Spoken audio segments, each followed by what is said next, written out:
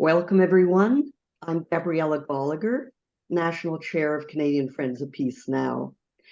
Our organization is the Canadian partner to Peace Now, Shalom Ashav, which is Israel's leading peace movement and which promotes the two-state solution to the Israeli-Palestinian conflict.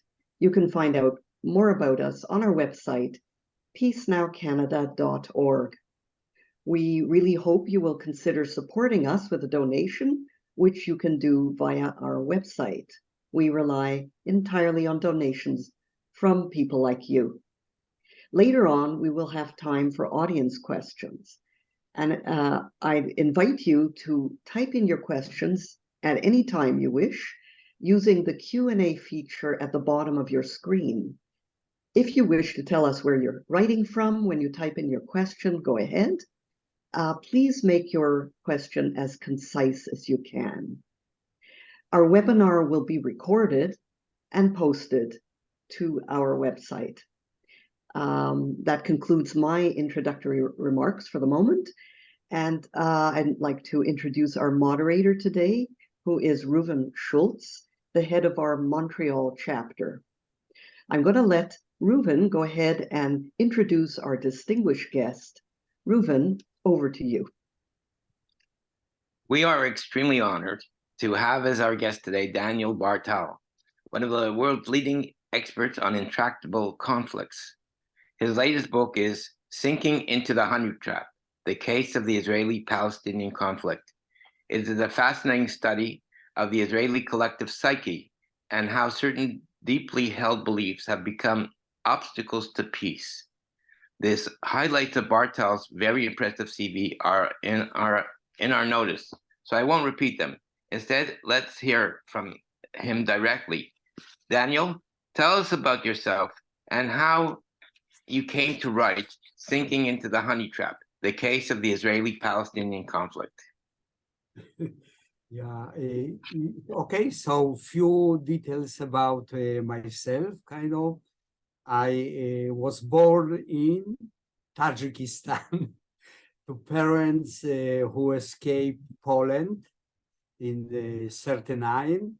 And I was brought by my mother and father to Poland in 1946, which means return, and lived there until 1957. So I am of Polish origin, came to Israel in 1957. And I am Israeli, fully Israeli. So my education was there, and then PhD in United States, served in the army, officer, participated in 67 war, 73 war, Lebanese war in 82. So I qualified to be Israeli Jew, and I specialized in, I am political psychologist and specialized in conflict. So for over 50 years, 40 years, in fact, 40 years, I studied intractable conflicts all over the world, but specialized especially, of course, in the Israeli-Palestinian conflict, which is the archetype of this type of conflict, and wrote many books, about 25, and edited, and many articles, and got all the possible awards. So I am ready today to share with you my knowledge. You have presented a PowerPoint for us. Is that? Yes, I will do it. I would just, if I'm starting at the moment, I would like to say that I am starting from the end back. So because you are probably very interested what is going on in Israel, we are demonstrating 33 weeks, and it is very serious. So I would like to start with the present situation, which is not in the book, but really predicted. I was not surprised, but maybe surprised with the pace. And I will start now.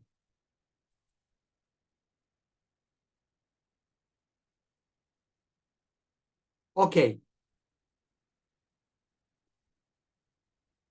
So Israel is in the deepest internal crisis and polarization. The matter is change of regime. So if you thought that it's a change only of a legal system, it's not. So we are seeing about 250 laws, as some of the shields say, in the streets. And we demonstrate every week. In Tel Aviv, there is minimum 100,000, but often even 250,000. And in all, there are 40, 50 places around Israel, so additional demonstrations are, and people are consistent. And this is a very important period on Israel that partially will be resolved, or will see the direction this week. But tell me, I would like to tell you what about it is. So it's about the attempt to crush legal system. We have a government which is by extreme racist, nationalist, and religious people. And there are attacks on the mass media, and there are media which serve only the prime minister, and there are attempts to regulate mass media. Prime minister is on trial, which goes on at the moment, even on bribery, fraud, and breach of trust. There are about 3 or 4 files that or accusations, type of accusations that he is on trial. There is delegitimization of the opposition and demonstrators continuously, calling them anarchists, terrorists, and all kind of other terms. Police is even interfering, favoring ultra-Orthodox and religious Zionists in education, neglecting state education, which includes about 60% of the children in Israel and youngsters, adolescents in Israel, favoring ultra-Orthodox and settlers with welfare, health, and other system, neglecting the what we call secular Jews, crushing the civil officials in the government, which are not politicians, and preferring loyalty over professionalism, and it goes on. So all these points that I am making are in the making. So it's not only crushing the legal system, changing curricula in state education to be more nationalistic, more religious, more racist, and police serving the Minister of National Security, who is Kahanist, and I don't know if you know the term, which means that he is a racist, and he is openly anti-Arab and anti-secular people. And he is a Minister of National Security with a lot of responsibility towards occupation. And there is anti-Arab policy, open one, that we have a crisis in Arab society. Every day there is murder, 1 murder or 2 murders, and the police does not succeed to solve these murders problems. And we believe, I personally believe, that it is in interest of the government that they are carried out. Now, there is apartheid in the West Bank. You know, there was a struggle, and the House of Representatives in United States decided with a majority, so there is no annexation, no West Bank apartheid. But it's ridiculous, obviously, because there is apartheid. It's stated by Amnesty, international organization, and even by elite security people, generals, so it's agreed. There are pogroms, continuous pogroms of religious Zionist settlers, and the military helps them. So military standing beside, not interfering, and it goes on in the West Bank. On the other side, security, academia, business, cultural, civil society, high-tech elite oppose the steps of the government. So we have kind of zero-sum conflict, which is very serious, and each of the side, which means coalition, and the demonstrators, you have to know that there are not two forces in Israel, but three. You have opposition, which is political leaders who are in Knesset. You have demonstrators who are unconnected to opposition and disagree very much with opposition. Opposition consists of Yesh Atid and Gantz, and Gantz is more pro-rightist person. Demonstrators are mostly centrist and leftist. Refusnik in the military, which means that there are pilots and elite units that refuse in reserve, all of them in reserve, and they refuse to serve in the reserve. And slowly develops that also soldiers that are drafted now refuse to serve. There is economic crisis. As you know, Israel was declared as #1 with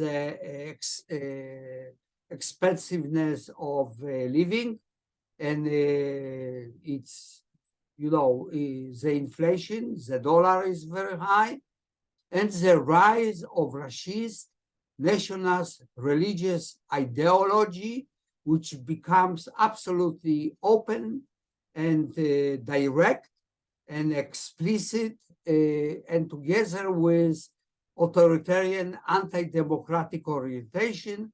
And the last one, which is very important, is a messianic orientation.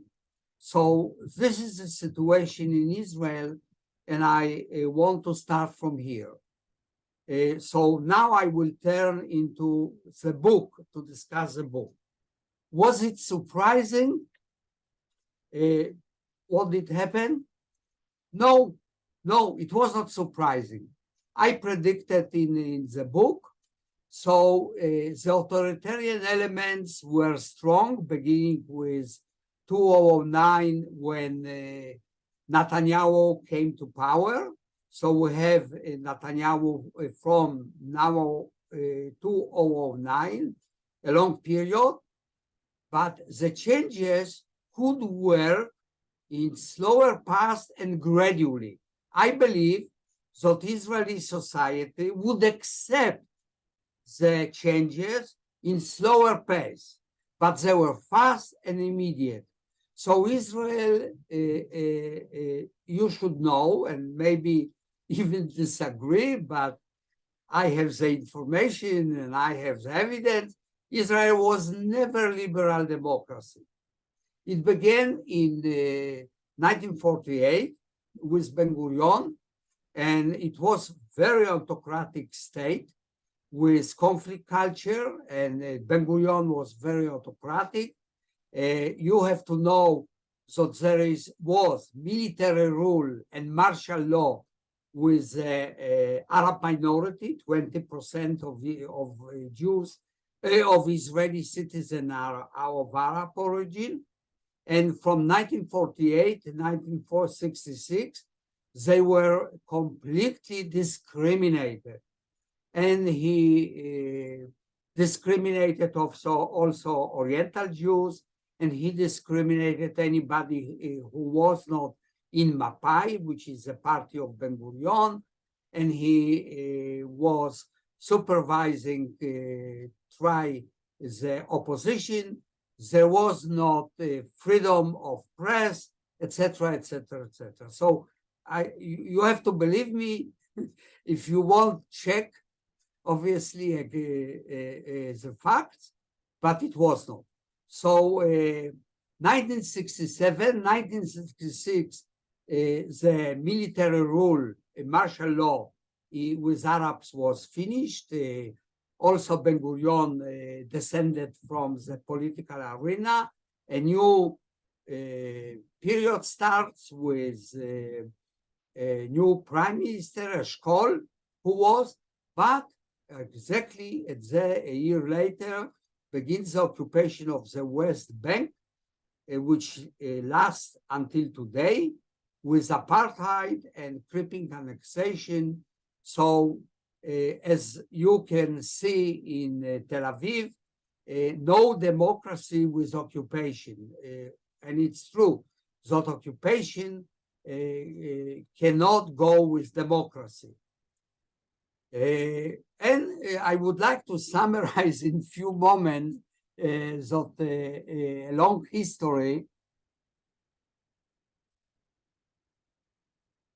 After a period of liberalization and peace process, and we had between 1977 and 2000 peace in Egypt with Egypt that was made by Likud leader Begin, and then followed by 1993, which we now celebrate now 30 years of. So Oslo Agreement with Palestinians, led by Yitzhak Rabin, who was assassinated in 1955. 1956, Netanyahu comes to power first time, and it's the end of Camp David, of Oslo Agreement to some extent. In 2000, there are negotiations in Camp David with Ehud Barak, who was declared as a peace leader, and they failed. And their terror, which means with second intifada, second uprising of the Palestinians, which was a turning point, collapse of the peace camp, which was about 35%.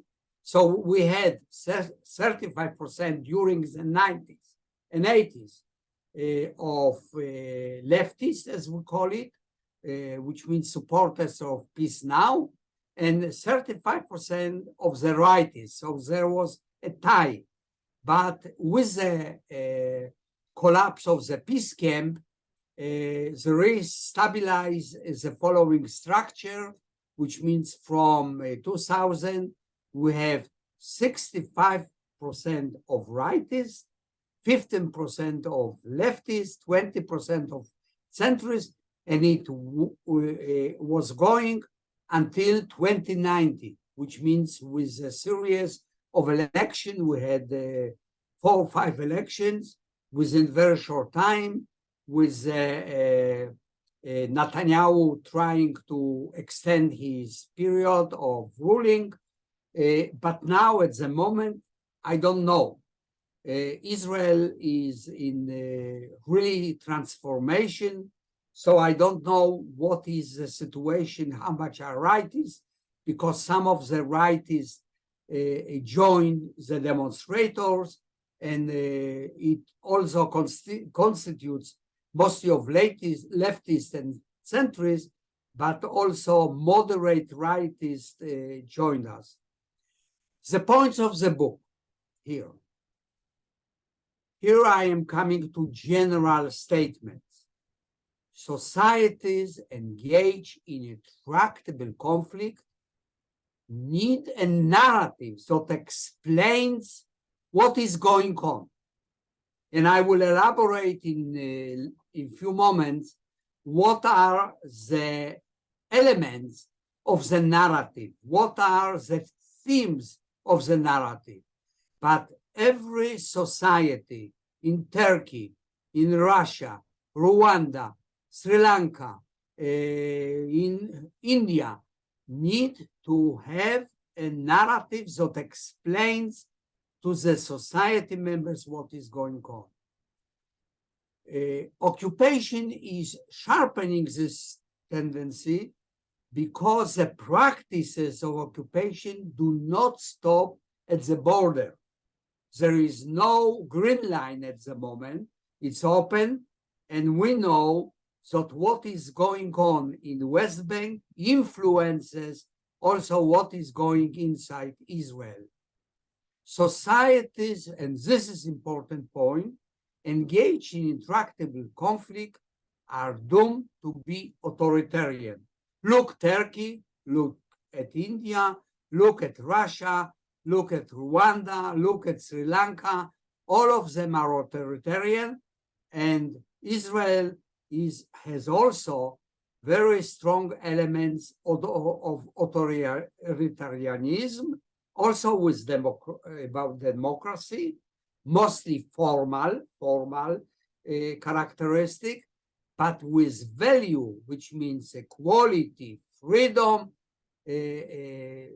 valuative characteristic elements. Israel is very, very low. And here come another point that I explain very much in my book. Zionist religious are front runners, are really the people who define the policy in occupation and in changing the system, identity of Jews, and a culture of Israel, especially political culture. They are really the avant-garde who runs in front of the society, but has incredible importance, much more beyond their quantity. They have qualitative influence. So, but it didn't start today. You have to know that the Labour Party between 1967 and 1977, and elites in Israel supported the settlement. They are the father of the settlement in Hebron, in Atzion, and other places. So Peres and other leaders, together with Rabin, were the one who established the first settlements in West Bank and Gaza, of course. But from 1977, 2009, 2099, and its present, the messianic ideology of Zionist religious party, Smotrich and Ben-Gvir, who are ministers. One is Minister of Treasury, one is Minister of National Security. As ideology, they provide the ideology for the Likud party. So, and the last point is that the Zionist religious penetrated in slow process, beginning in the Likud government, to every governmental office, to the military. At the moment, 40% of the officer corps are members of the Messianic Zionist religious party, and to mass media. So this is the situation. So again, I said, they are minority, but they provided the ideology to the Likud party, which is the largest party in Israel, and to Israeli society, mostly the rightists. So here is really some of the points in the book. Yes, I have 5 minutes, more or less. So, as I already said, societies involved in intractable conflict evolve functional collective conflict supporting narrative in order to meet the psychological challenges of the conflict. Conflict is with a lot of stress, with trauma. People need to know uncertainty, it goes on. So you need really to provide a narrative that satisfies the psychological really needs of the people. And what are really the two important narratives? Collective memory and ethos of conflict. And let me now go into the themes of the narrative, which are very important. One, you have to really provide the theme of justice of in-group goals, which means why we have a conflict.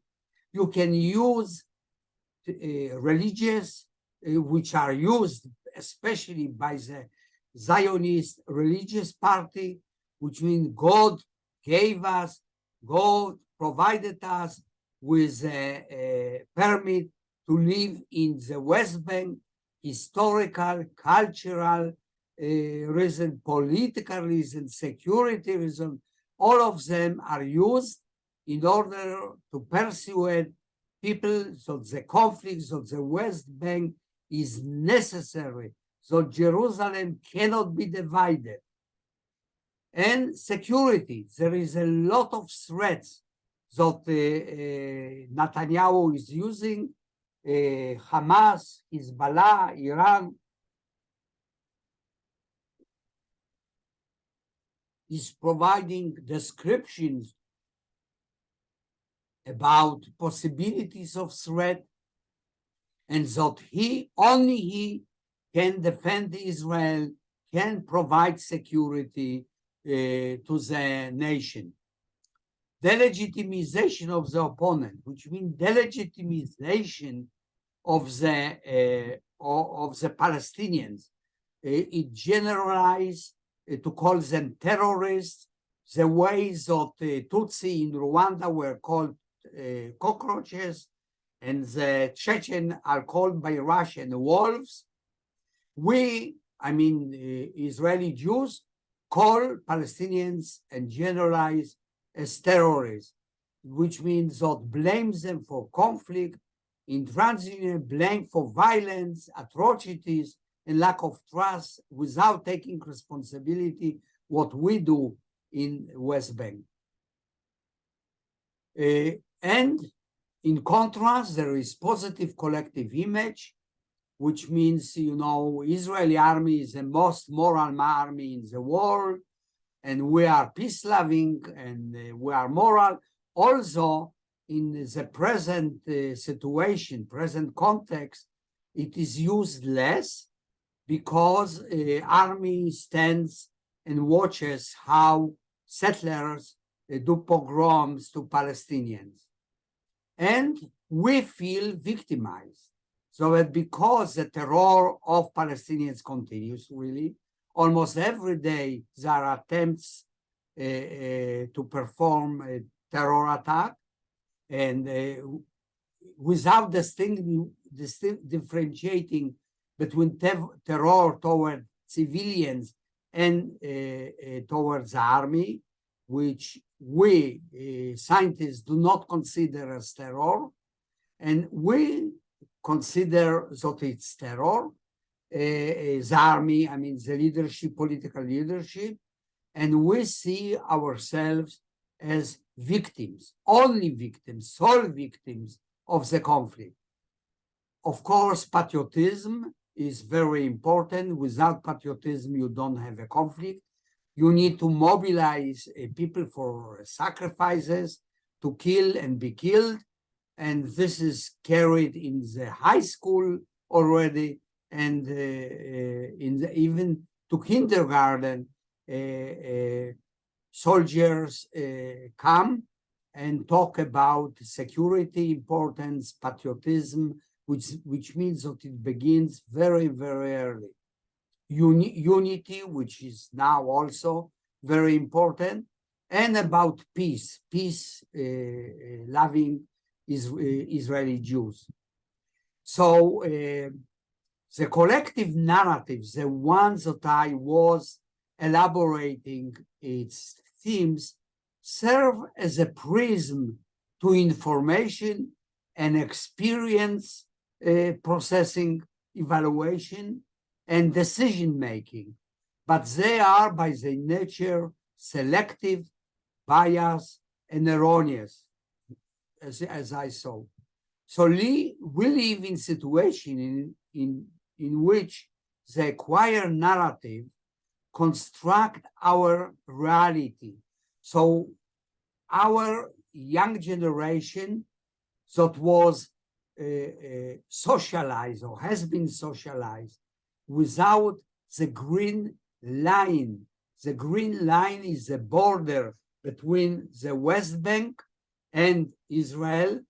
The green line was erased in 1972 by Labour Party member who was a minister at that time, Minister of Education, Yigal Allon, and he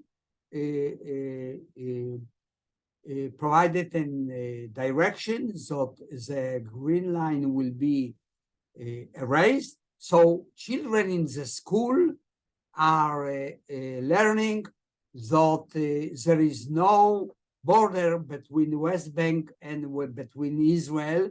So Israel is between Mediterranean and Jordan River. It's a one unit. Therefore, they are more nationalistic, the young generation. As you see, they absorb the narrative, which is provided through history learning, geography learning, even civil studies. And then you are in the army, and there is increased indoctrination.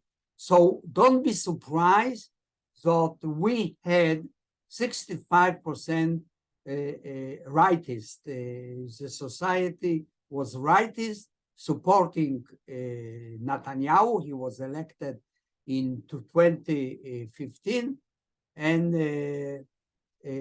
again, he tried several times, they failed, and it was successful in the 2022.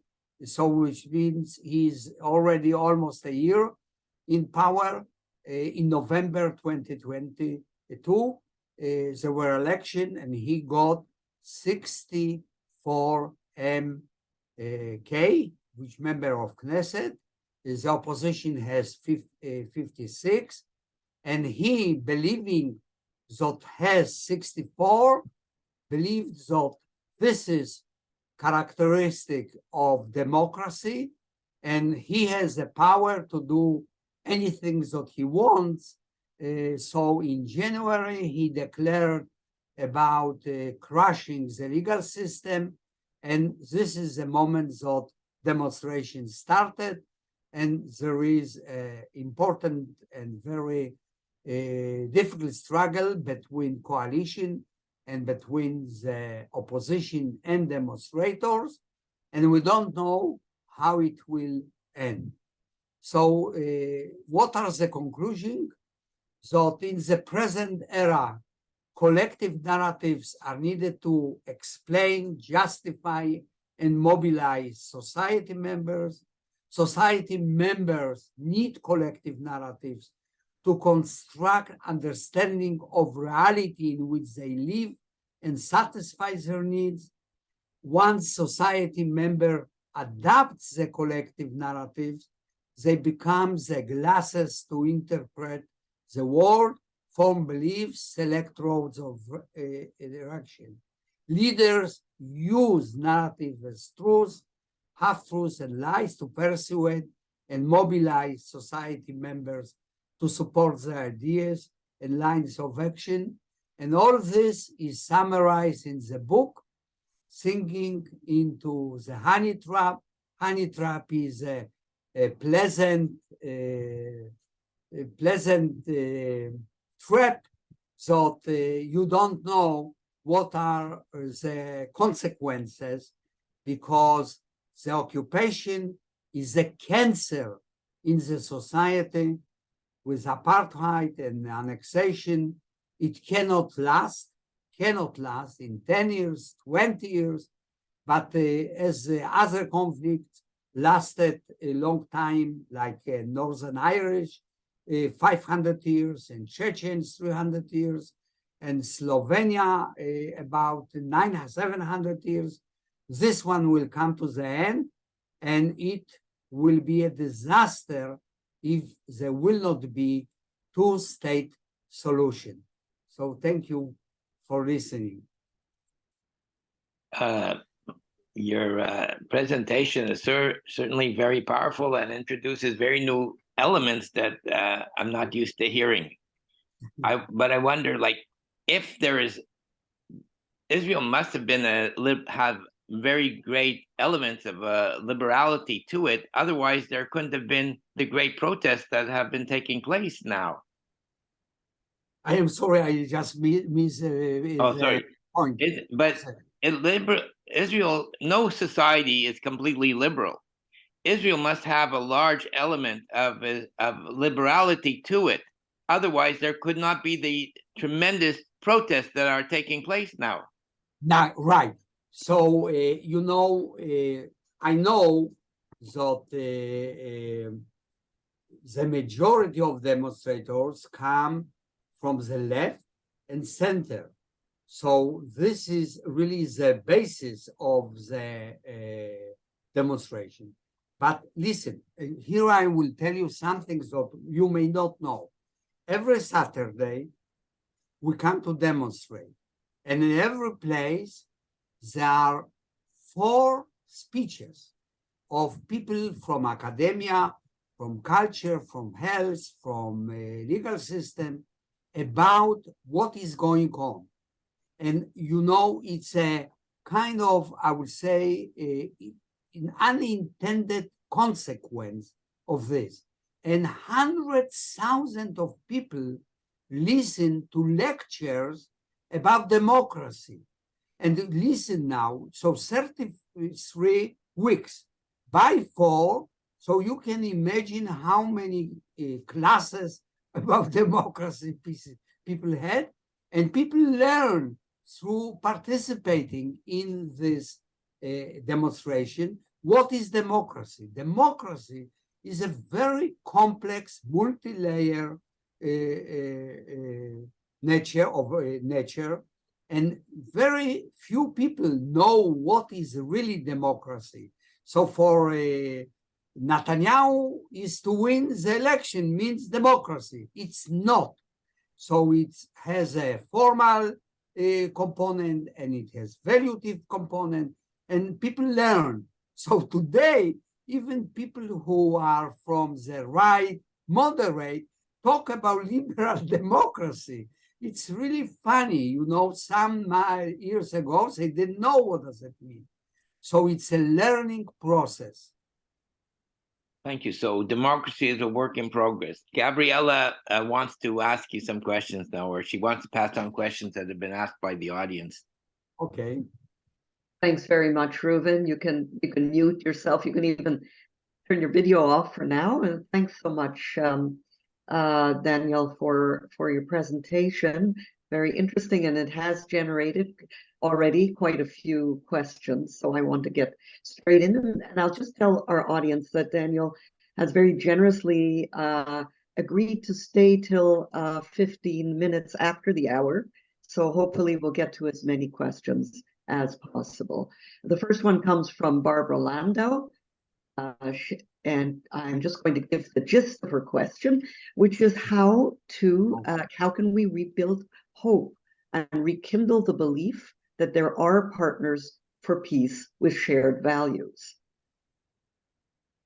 With whom? With Palestinians? With whom we are supposed to make peace? Yes. Well, what she's saying is, how can we rekindle hope? Where is there hope? How can there be how can we create the feeling that there is I see. a shared something to share, and something that we can to rebuild peace, or to build peace whenever was any. Okay. Look, it's a very good question, because I will tell you about the process that is going on at the moment among the demonstrating Jewish society. At the beginning, they did not want to talk about occupation, no occupation, but they, especially that some of the Arabs came to the demonstration with a Palestinian flag, and it provided immediately an ammunition to the coalition, to Netanyahu, who said that here you are traitors, you are not only anarchists, but you are traitors. So the demonstrators agreed that the issue of occupation will not be one of the issues that the demonstrators will discuss, mostly the legal system, the crushing of the legal system. But with time, it increased. We are 33 weeks into the Reuven said, into the learning what is democracy and what is occupation. So people started months ago to raise the issue of the occupation and the conflict. And we are in the mid of the discussion and the controversy within the demonstrators about whether democracy can exist without occupation, or can exist with occupation.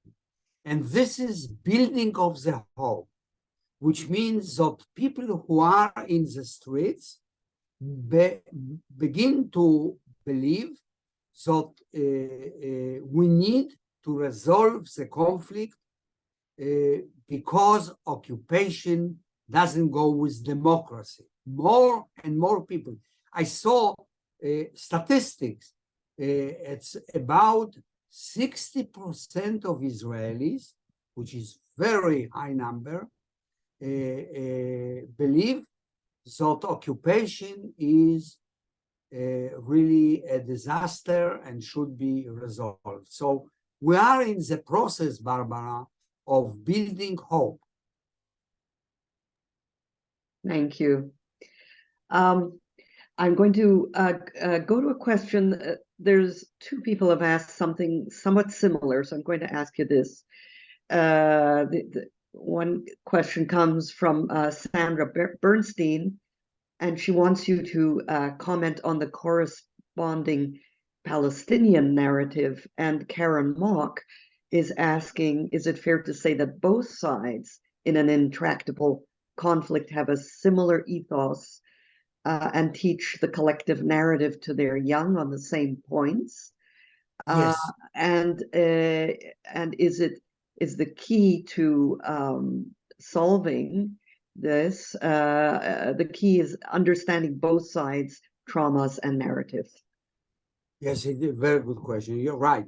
So yes, the Palestinians have exactly similar narrative with the 8 themes that I presented.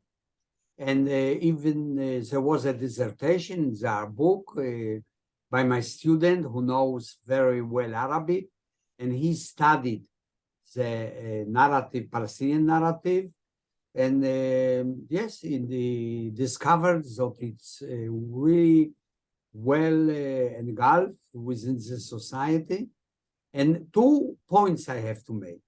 One, that it was not so penetrating in the 90s, the narrative, Palestinian narrative. And it was really much easier to carry the peace process in 90 when it was not so penetrating. But now it's very deep in the Palestinian society. Second, that we can cope with the problem. You know, our academia people, Dan Baron and Sami Edouan, wrote a textbook for history where they presented both narratives. So on one page was a story as told in Israel, and one page a story that was told in or is told in Palestine.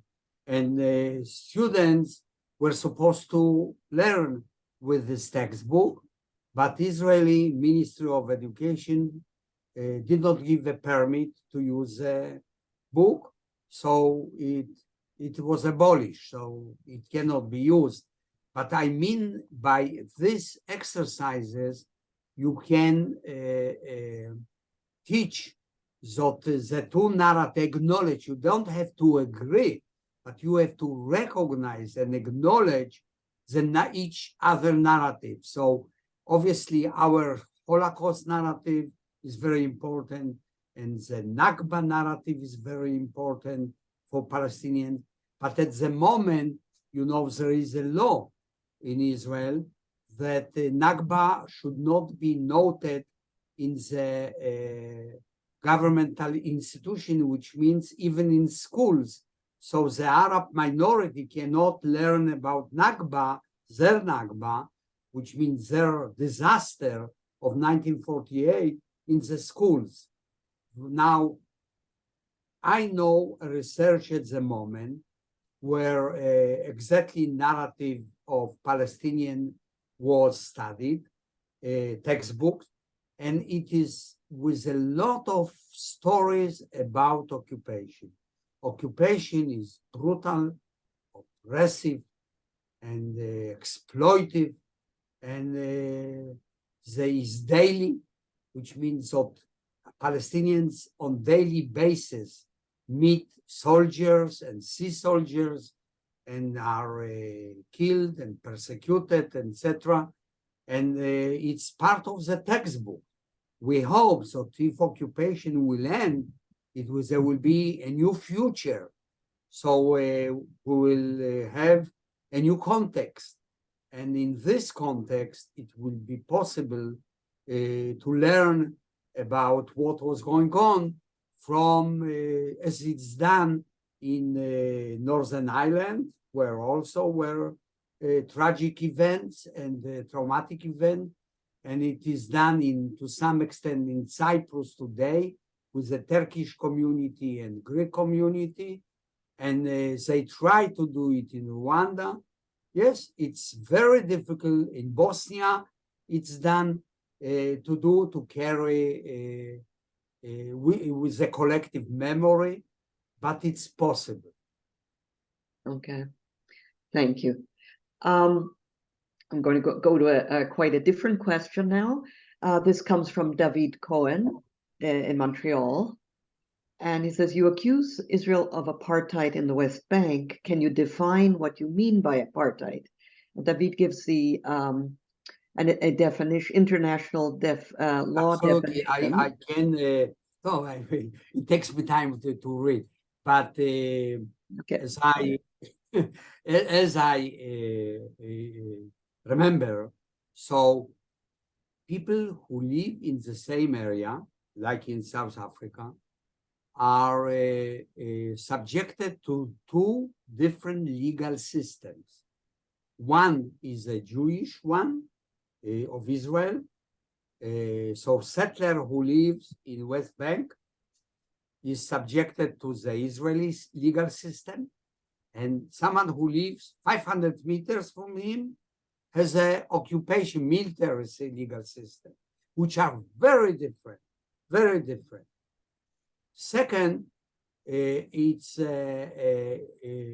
roads that are built only for Jews, and the roads that are left for Palestinians, so the Palestinians cannot use the roads for Jews, and the whole system is kind of pro-Jewish, with the superiority of Jewish race, with legal persecution and on the field with regard to the area, annexation.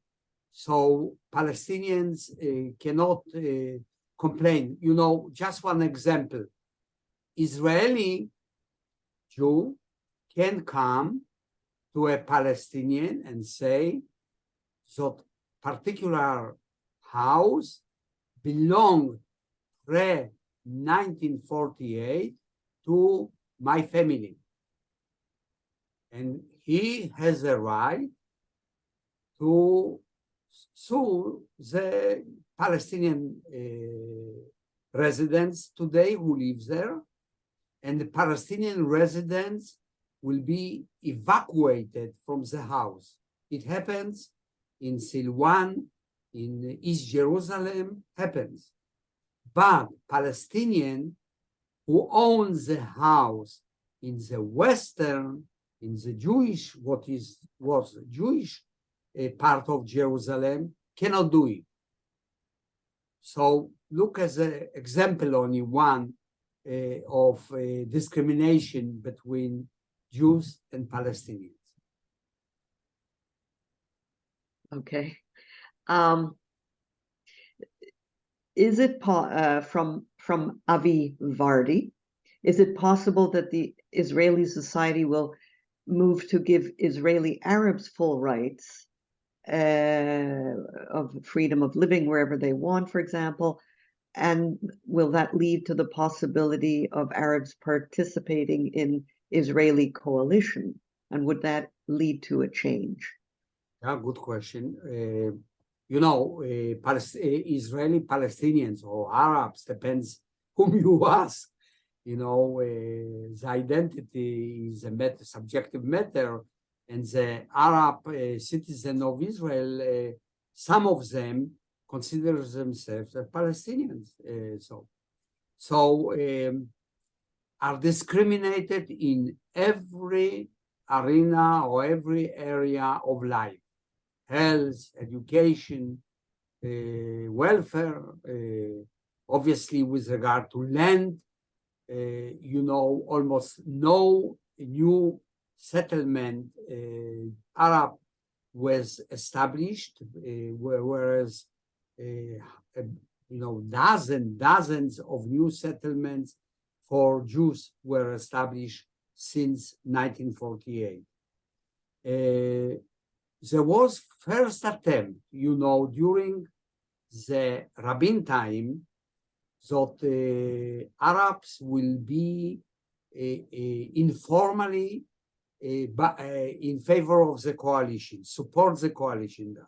He didn't have the full majority, which came to the fact that he was blamed that the Oslo Agreement was with the help of Arab in Knesset, which is true. But, you know, they are citizens. Why they should be discriminated?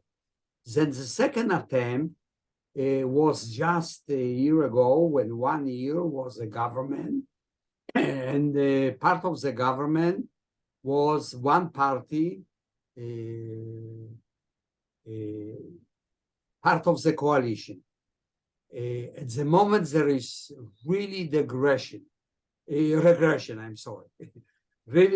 regression with regard, and they didn't want to give the money that was promised, etc.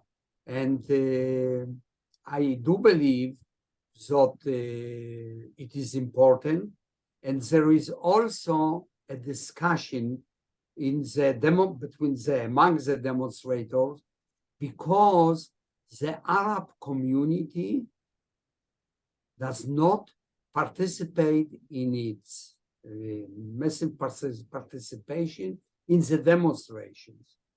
They say that it's a Jewish problem because we were not equal, and we are not equal, and we will not be equal.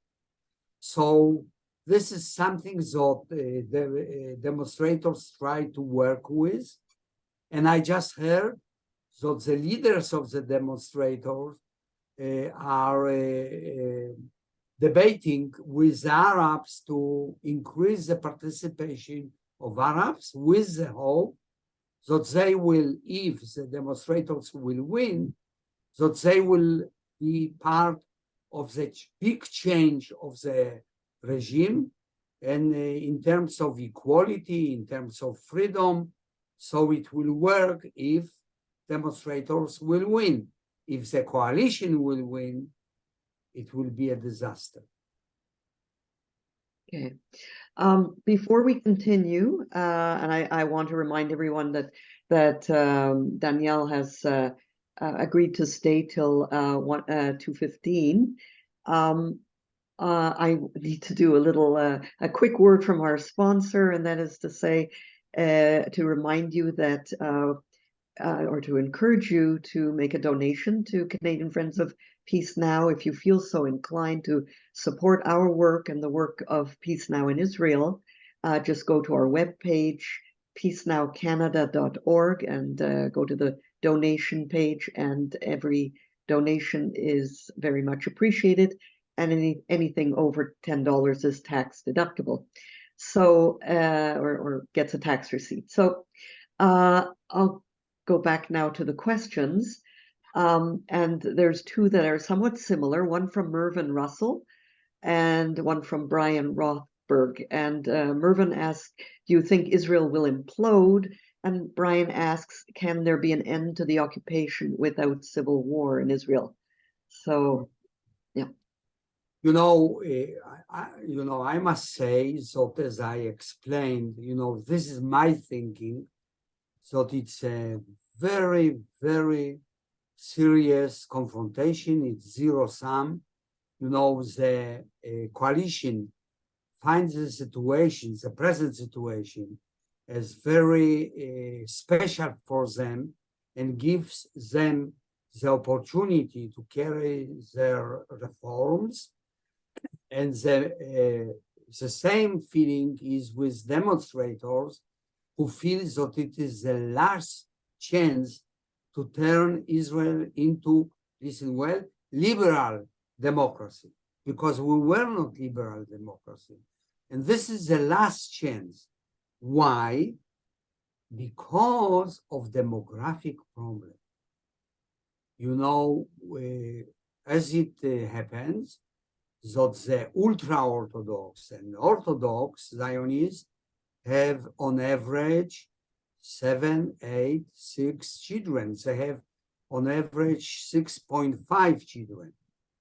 And the secular Jews have 3.2 Jews.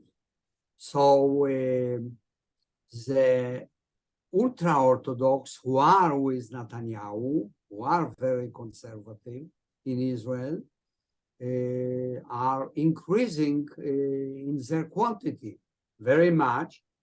And also in the army, the high officers already, there are some generals from the Zionist religious party. So the time is an aspect for the demonstrator, very important. So therefore, it's a kind of struggle for life or death in certain respect for some of the participants in this struggle, almost like in Spain, Greece in 48, as you know, Spain in 1936. Some people talk about possibility of civil war. I don't think so. I am not sure. But we will see this week what will happen when the Supreme Court will decide that the issue of Netanyahu being in rule and their reliableness will be, how they will be decided by the Supreme Court. And it will be a dilemma for demonstrators and for the coalition. So if the Supreme Court will decide in favor of the what we call demonstrators, coalition will have a difficulty to decide what to do. And even the head of Knesset just 2 days ago, Ohana,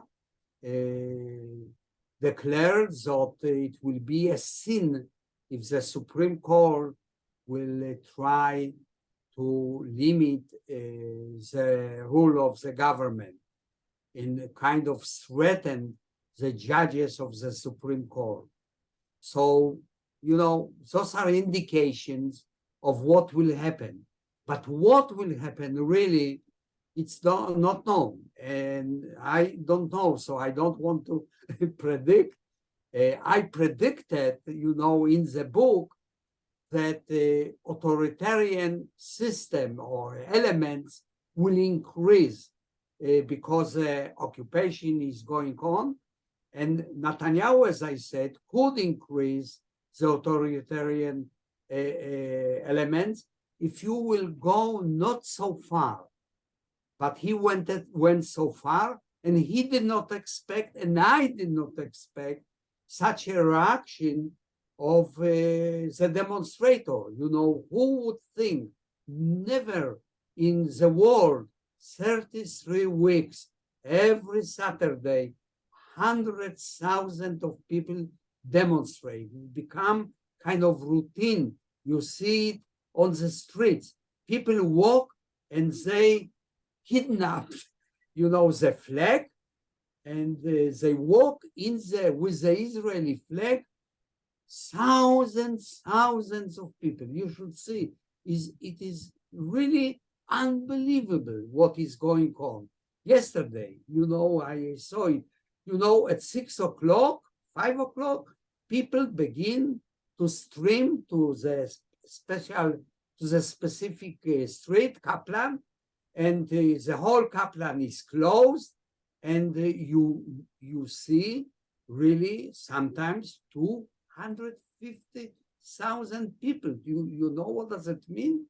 You know, when Israeli Jews are about 7 million, so it's a very significant number. Okay. You know, there's so many good questions coming, and I have my own, but so I'm not going to jump in though. I'll want to stick with the audience questions. So one that is perhaps a little bit related to what, or quite related to what you've said, comes from David Brooks, and he says, you referred to refuseniks in the military. What is their point of view, and are they being forced to stay in the military? And maybe I will just add to that. We also have heard of young people who have not yet been drafted. There was recently a proclamation by young people at a high school in Tel Aviv saying, you know, they don't want to be, they're refusing to be drafted. So could you comment on that? Okay, what is the situation? You know, Israeli army is built on reserve. I had to go to reserve, and in the reserve unit, I participate in the Yom Kippur War and Lebanese War, and I was until age of 50 in the reserve and fulfilled a role. The Air Force, intelligence, and elite units are constructed and structured in such a way so they are dependent on reserve, and they go much more. The Air Force, for example, if you are a pilot, you have to fly once a week. You go a day. They go a lot to the reserve, not really comparing to what other units of reserve have to do. Usually it's a month that we have to do in the reserve. But they have to carry, because the Air Force is very much structured, let's say, on reserve pilots. It's the same with intelligence, the same with elite units. So their refusal or their refusal is very meaningful, and Minister of Defense, the Prime Minister, say that they are harming the security of Israel openly, blaming them. And there was a lot of discussion between the pilots and the commander of the Air Force, and they decided about 4 weeks ago to go out of the reserve, which, you cannot force them to come to the reserve, and they don't go. And this is the same with, no, it's not the same, but the young draftees are, in the position to go to his army, and about 270, not 1,000, 270 of them wrote a letter that they will not be able to go if the regime will do the reforms that he wanted to do. But it's not, by the way, the first time. During the Lebanese war, there were also people who refused to go to reserve.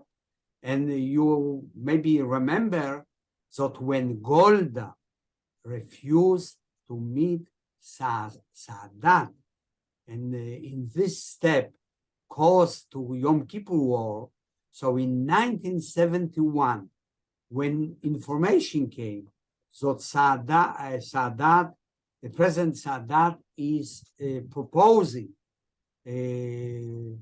to Golda Meir kind of deal, and she doesn't want. So this was the first letter of seniors in the high school, about 1,000 of them, signed a letter saying that if you are refusing to negotiate with Sadat, we will not go to the army. Eventually, they went to the army. But it's not the first time that we have this phenomenon. And it was during Lebanese war, and it is today. But it's very serious at the moment. I'll go to a question by Jake Javanshir. It's not actually a question, it's a remark, but we can turn it into a question. He says, no one talks about Gaza where 2 million are strangulated. So I put it into a question. Yes, how does Gaza fit into some of the story that you're telling?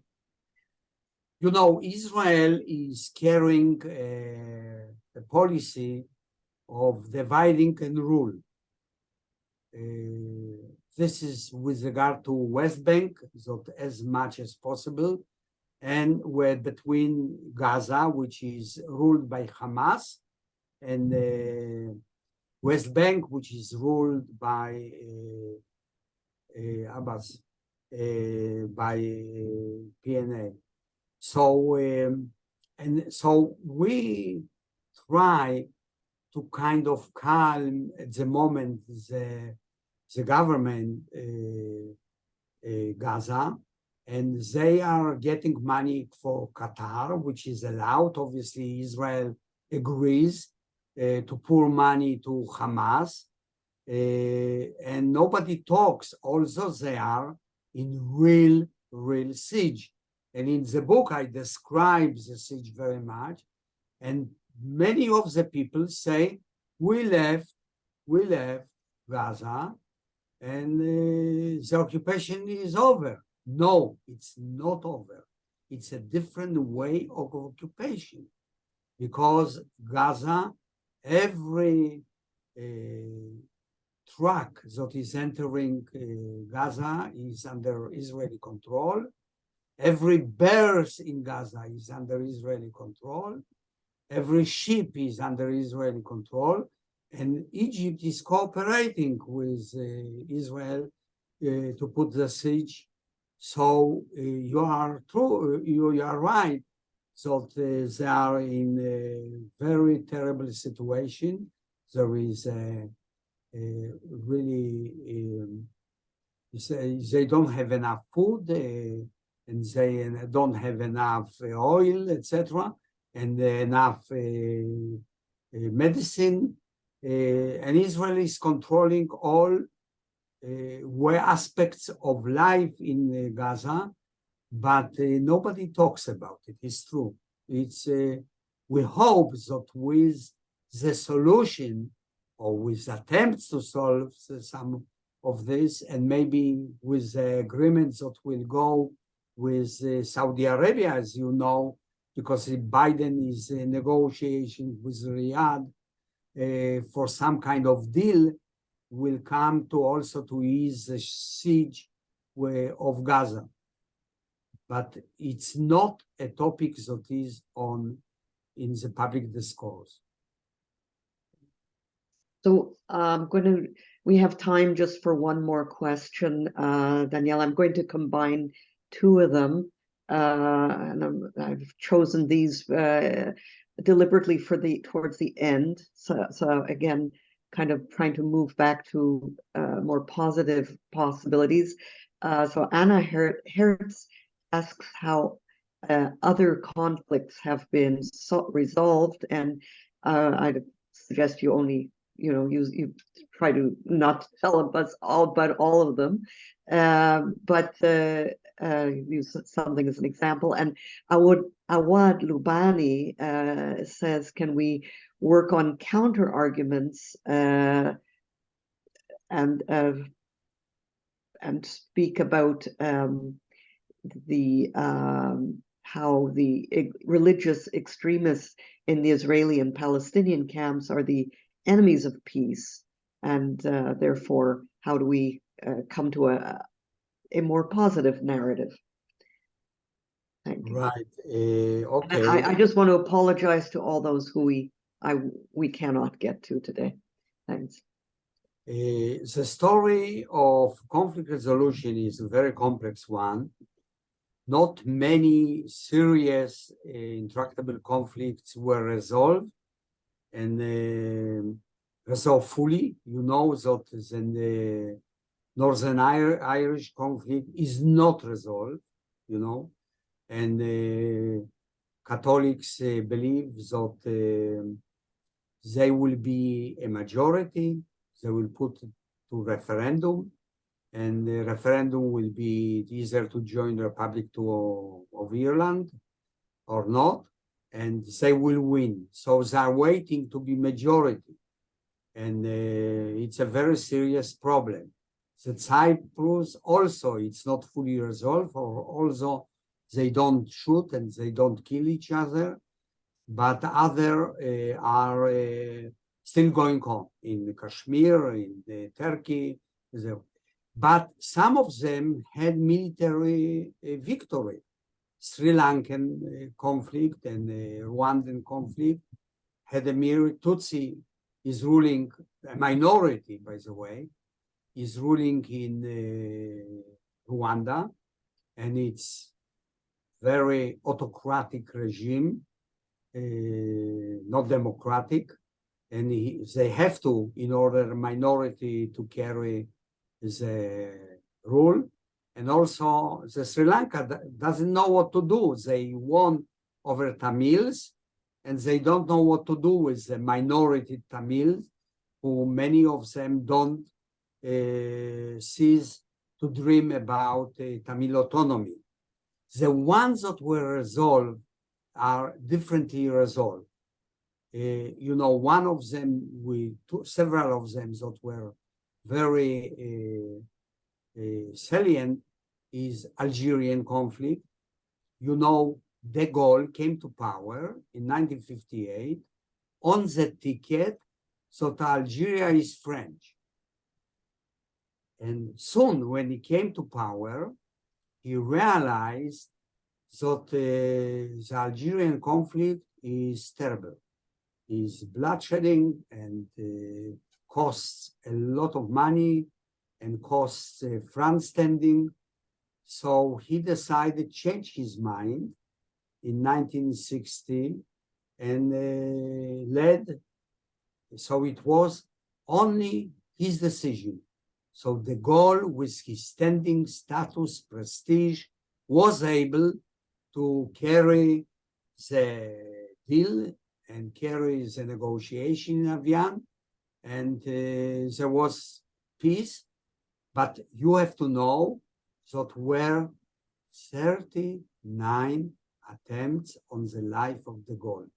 And even the army rebelled, but he managed to put everything intact and led.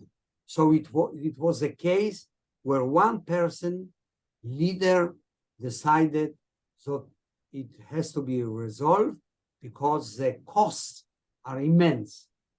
To some extent, Rabin was such a person, but was assassinated. And in South Africa, we had Mandela and Clark. But don't forget the boycott which was going on. And there are still controversy to what extent it helped. But United States even joined the boycott in 1989. So it was at the end, but it started in 1962. So it was a long period of boycotting, and especially in sport, which was very, very serious harm to South Afrikaners who love sport, and they were excluded from rugby and cricket, etc. In North Ireland, it was a combination of factors. It was a pressure of Clinton and really pressure of Blair and Robinson. And there was also one of the reasons was from bottom up, that civil society in Northern Ireland was very strong, and it was combined. The Protestant and Catholic formed organization and were very helpful in pressing the IRA and the Protestant. So each of the cases are very different, and we cannot learn what is the best. But you need leader, you need civil society, you need external pressure.